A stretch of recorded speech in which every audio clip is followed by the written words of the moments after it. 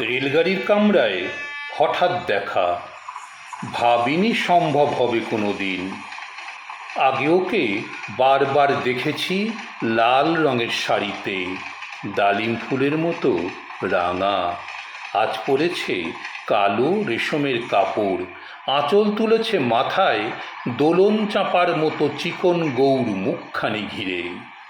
মনে হলো কালো রঙে একটা গভীর দূরত্ব ঘনিয়ে নিয়েছে নিজের চারদিকে, যে দূরত্ব সর্ষে ক্ষেতের শেষ সীমানায়, শালবনের নীলাঞ্জনে। থমকে গেল আমার সমস্ত মনটা। চেনা লোককে দেখলেম অচেনার গাম্ভীর্যে। হঠাৎ খবরের কাগজ ফেলে দিয়ে আমাকে করলে নমস্কার। সমাজবিধির পথ গেল খুলে, আলাপ করলেম শুরু।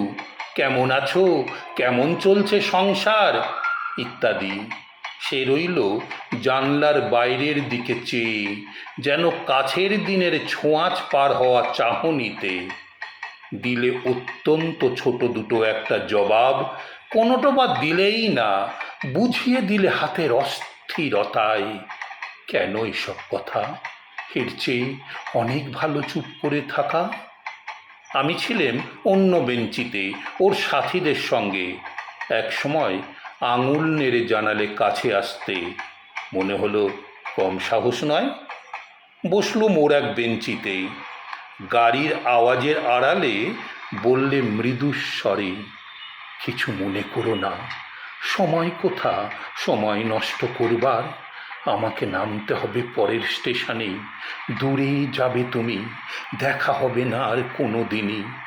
তাই যে প্রশ্নটার জবাব এতকাল থেমে আছে, শুনবো তোমার মুখে, সত্য করে বলবে তো?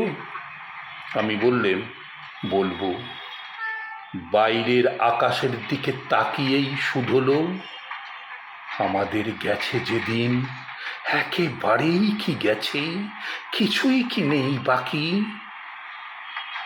একটুকু রইলেম চুপ করে, তারপর বললেন, রাতের সব তারাই আছে দিনের আলোর গভীরে।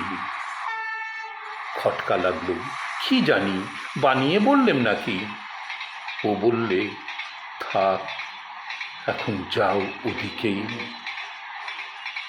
সবাই নেমে গেল পরের স্টেশনে, আমি চললেম একা।